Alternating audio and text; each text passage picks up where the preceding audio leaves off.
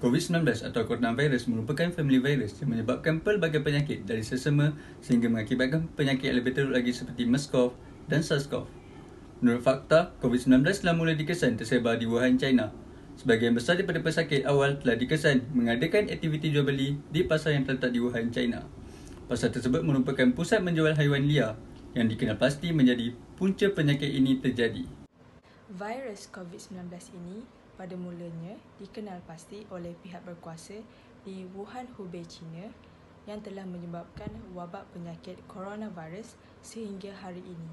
Pelaksanaan Perintah Kawalan Pergerakan PKP bagi membendung penularan COVID-19 telah menjejaskan ekonomi peniaga.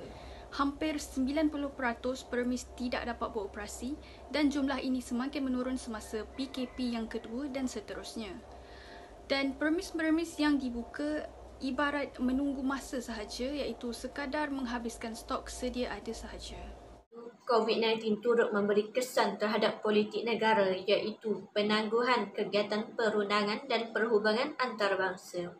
Ini kerana urusan legislatif yang terpaksa digantung disebabkan ada pemimpin negara dan ahli politik yang dikuarantin kerana positif COVID-19.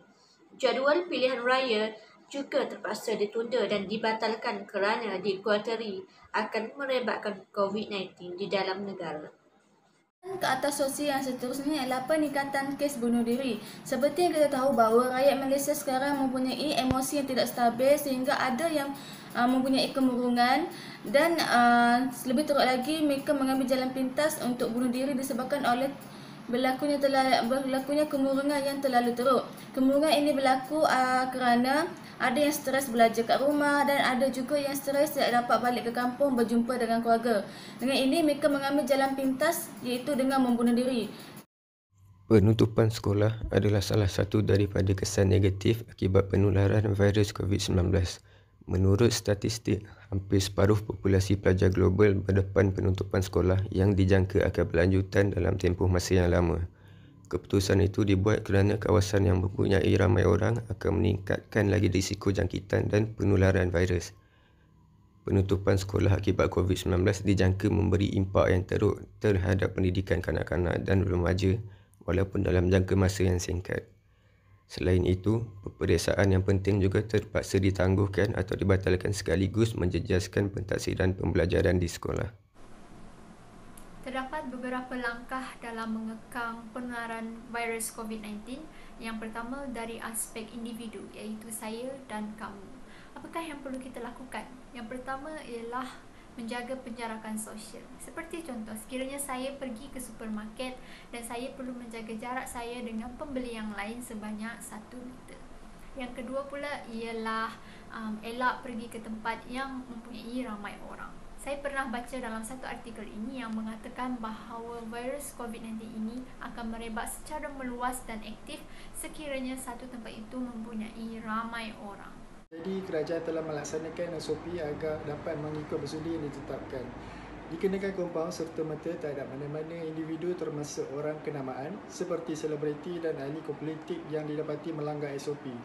Oleh itu, rakyat Malaysia perlu bekerjasama dalam mengamalkan disiplin sosial dalam usaha memutuskan rantaian jangkitan COVID-19.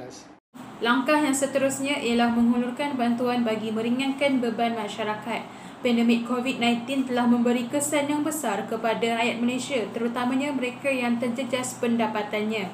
Oleh itu, beberapa kumpulan dan juga NGO tidak henti-henti untuk menghulurkan bantuan bagi membantu mereka yang terjejas ini.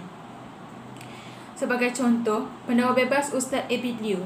Ustaz Abid Liu tidak henti-henti untuk membantu dan juga menghulurkan sumbangan kepada mereka-mereka yang terjejas dan yang memerlukan. Akhir kata, COVID-19 ini membawa kesan-kesan yang buruk kepada individu, masyarakat dan ekonomi di negara ini.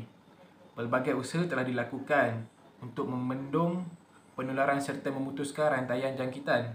Justru itu, seluruh rakyat Malaysia seharusnya mengikuti arahan dan nasihat yang dikeluarkan oleh KKM dan pakar-pakar kesihatan yang diiktiraf dari semasa ke semasa dalam menghadapi pandemik COVID-19 ini. Marilah kita bersama-sama berganding bahu memutuskan rantaian jangkitan COVID-19.